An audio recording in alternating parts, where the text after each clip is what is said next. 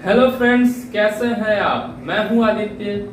दोस्तों, अभी हम भारत में राष्ट्रवाद के बारे में पढ़ रहे हैं और आज के इस वीडियो में हम मोपला विद्रोह, बारदोली सत्याग्रह, जिससे सरदार वल्लभ भाई का एक खास संबंध है, और किसान सभा के गठन, मजदूर आंदोलन और जनजातीय आंदोलनों के बारे में पढ़ेंगे। तो चलिए बिना समय गवाए स्टार्ट करते हैं अपने वीडियो को।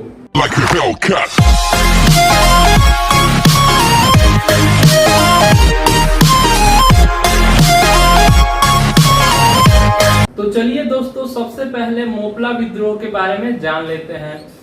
मोपला विद्रोह केरल के मालाबार तट के आसपास के इलाकों में हुआ था। मोपला वहां के स्थानीय जो खेतीहर थे, पट्टेदार थे, यानी एक प्रकार से कहें तो किसानों को कहा जाता था। ये किसान इस्लाम धर्म के अनुयायी थे। इसके अलावे जो नायर एवं नंबूदरी थे वो वहां के भूस्वामी थे, यानी जमींदार, और वे उच्च जाति के हिंदू थे। इसके साथ ही उन भूस्वामियों को सरकार से, अंग्रेजी जो सरकार थी उनसे संरक्षण प्राप्त था और पुलिस और न्यायालय का भी उनको समर्थन था। 19वीं शताब्दी में इन किसानों पर क्या हुआ कि लगान का बोझ बढ़ने लगा और कई उनके भूमि संबंधी अधिकार छीने जाने लगे, जिससे इन जो किसान थे, यहाँ के इस्लाम धर्म के अनुयायी थे, इनमें असंतोष बढ़ा और जमींदार जो थे उनसे मन मुटाव हो गया।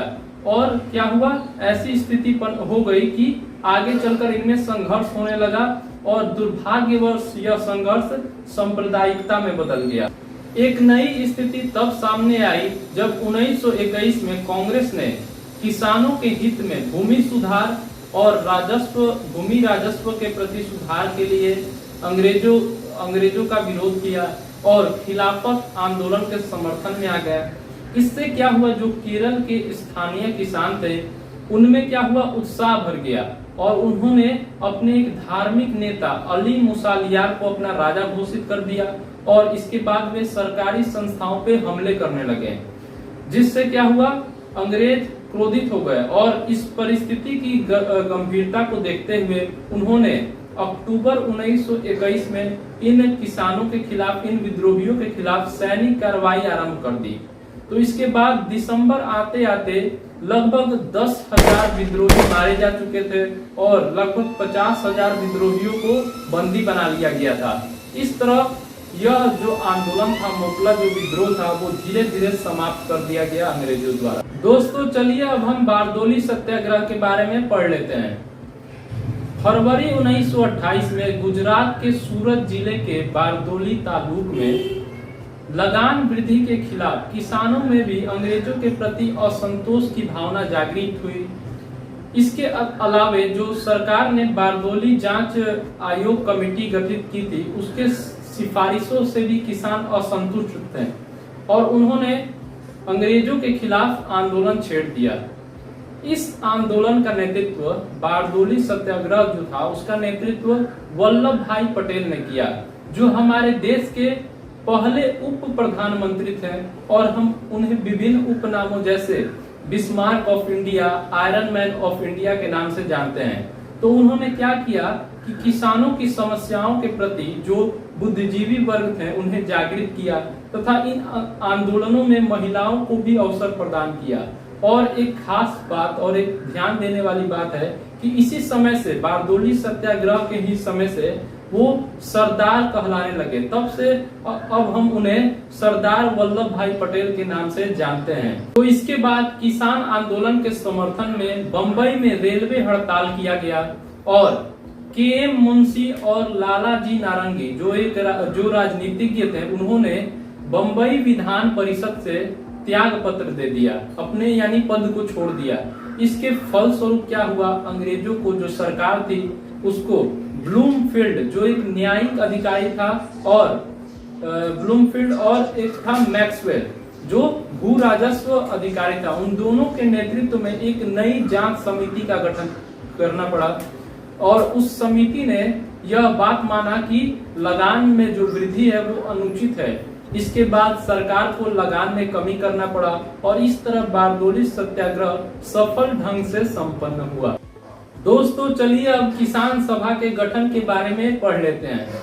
तो प्रारंभ में जो हमारे देश में किसान आंदोलन हुए थे, जैसे चंपारण आंदोलन, खेड़ा आंदोलन, मोपला विद्रोह और बारडोली सत्याग्रह, इन आंदोलनों ने हमारे देश के किसानों को अपने अधिकारों के प्रति जागृत किया तथा उन्हें अपने शक्ति का आभास कराया।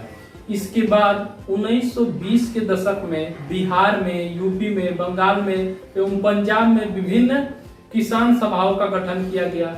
इसी दौरान 1922-23 में बिहार में मुंगेर में शाह मोहम्मद जुबैर के नेतृत्व में किसान सभा का गठन किया गया, किंतु इसे अधिक शक्तिशाली और व्यापक आधार 1928 में मिला, जब स्वामी सहजानंद सरस्वती, जो एक सन्यासी एवं राष्ट्रवादी नेता थे, उन्होंने बिहटा में और पुनः 1929 में सोनपुर में किसान सभा की विधिवत तरीके से स्थापना की। इसी समय सरदार वल्लभ भाई पटेल ने बिहार की यात्रा की, जिससे यहाँ के आंदोलनों को बल मिला और अंततः 11 अप्रैल 1936 को लखनऊ में अखिल मतलब होता है ऑल, होल, कंप्लीट यानी पूरा, अखिल भारतीय किसान सभा का गठन हुआ। और उस समय बिहार में बकास आंदोलन चलाया जा रहा था। बकास आंदोलन में जमींदारों को किसानों की बकास भूमि को लौटाना था, इसलिए आंदोलन किया गया था कि जमींदार किसानों की बकास भूमि लौटा दे। अब प्रश्न उठता है कि बकास भूमि क्या होती है?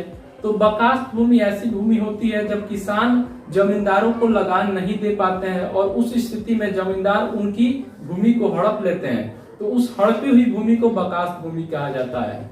तो इस बकास के मुद्दे को कांग्रेस ने भी अपने 1937 के अधिवेशन में मुख्य मांग के तौर पर रखा और इस तरह जो किसानों की समस्याएं थी, अब वे मुख्य राजनीति की धारा में शामिल होने लगी। दोस्तों चलिए अब हम मजदूर आंदोलन के बारे में पढ़ लेते हैं।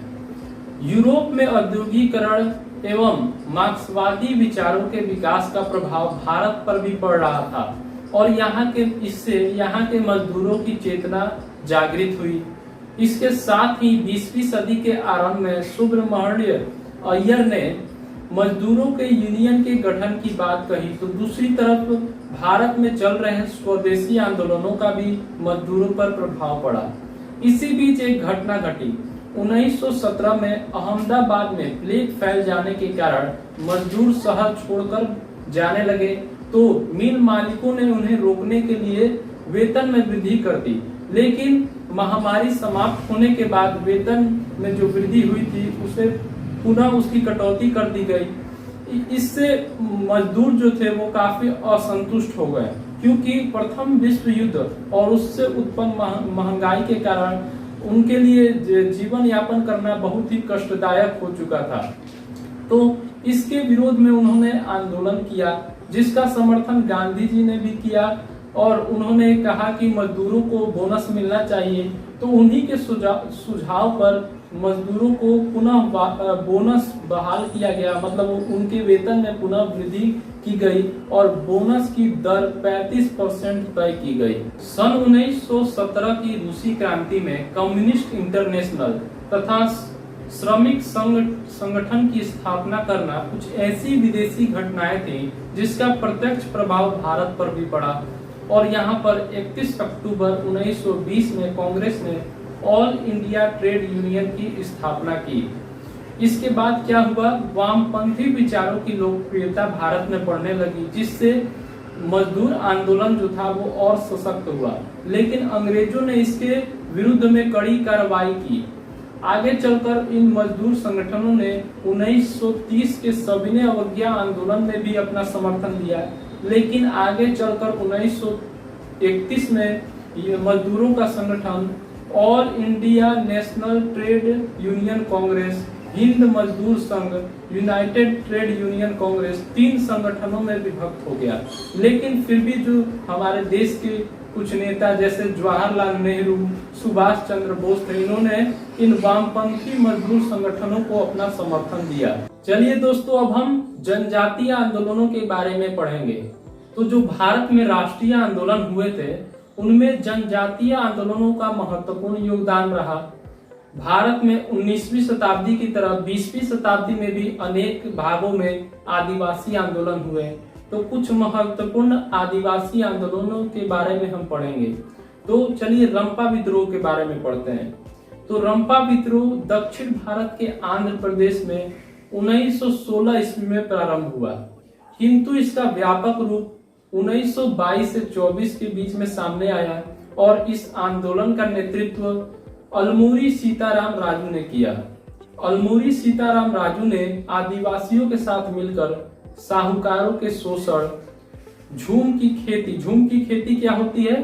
तो झूम की खेती में आदिवासी जंगल के किसी खास हिस्से के पेड़ पौधों को काट देते हैं और वहां आग लगा देते हैं, जिससे वहां की लकड़ियां जल जाती है और वहां पे खेती करते हैं। दो तीन सालों तक खेती करते हैं और जब वहां की भूमि की उर्वरा शक्ति कम हो जाती है तो यही क्रिया दूसरे जगह पे करते हैं। तो झूम की खेती और चराई संबंधी, पशुओं के चराई संबंधी जो अधिकार थे उन पे रोक लगाने वाले वन विभाग के खिलाफ छापामार युद्ध छेड़ रखा था। मद्रास सरकार को इस आंदोलन को दबाने के लिए काफी धन एवं सैन्य शक्ति खर्च करनी पड़ी। अंततः 6 मई 1924 को सीताराम राजू को गिरफ्तार कर लिया गया और उन्हें गोली मार दी गई और इस आंदोलन को सितंबर 1924 तक पूरी तरह दबा दिया गया। अगला आंदोलन है खोंड विद्रोह, खोंड आंदोलन। यह उड़ीसा में अक्टूबर 1914 में शुरू हुआ। अंग्रेजों को यह भय था कि यह आंदोलन पूर्वी घाट, काला हांडी, बस्तर तक न फैल जाए। पूर्वी घाट में दोस्तों जो हमारे देश का पूर्वी तटवर्ती इलाका है, जो उड़ीसा से होकर, आंध्र प्रदेश से होकर तमिलनाडु तक जाता है, उसे पूर्वी घाट कहते हैं। तो अंग्रेजों को भय था कि ये आंदोलन का विस्तार सभी जगह न हो जाए, तो इसलिए इस आंदोलन को अंग्रेजों ने तीव्रता से दबाने का प्रयास किया और खोंडों के गांवों को जलाकर नष्ट किया जाने लगा। इस विद्रोह ने अंग्रेजों और आदिवासियों के बीच युद्ध का माहौल बना दिया और कुछ अफवाहों ने छोटा नागपुर के उरांव जनजाति के बीच भी वैसा ही विद्रोह भड़का दिया। लेकिन यह विद्रोह जो था वो अहिंसक था, जो 1914 से 1920 तक चला। इस आंदोलन का नेतृत्व जतरा भगत ने किया। इस आंदोलन में सामाजिक एवं शैक्षणिक सुधार पर बल दिया गया तथा समाज में एकेश्वरवाद पे बल, मांस, मदिरा एवं आदिवासी नृत्यों से दूर रहने की बात की गई। 1920 के असहयोग आंदोलन का यह आंदोलन एक अभिन्न हिस्सा बन गया। साथ ही कांग्रेस के नेतृत्व में जो राष्ट्रीय आंदोलन हो रहे थे उनका काफी अच्छा प्रभाव जनजातियों पर पड़ रहा था और जिससे वे जो जनजाति थे वो राष्ट्रीय आंदोलनों में शामिल होते जा रहे थे। इसके साथ ही 1917 में मयूरभंज के संथालों एवं मणिपुर के जनजातियों ने भी अंग्रेजों के खिलाफ कड़ा विद्रोह किया।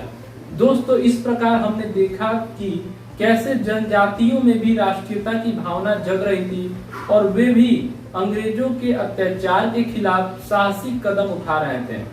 तो दोस्तों ये था हमारा आज का वीडियो। आपको हमारा वीडियो कैसा लगा हमें कमेंट बॉक्स में जरूर बताइए, इससे हमें मोटिवेशन मिलेगा। तथा ऐसे ही एजुकेशनल वीडियो देखने के लिए सब्सक्राइब कर दीजिए हमारे चैनल को। तब मिलते हैं अगले वीडियो में। Bye bye.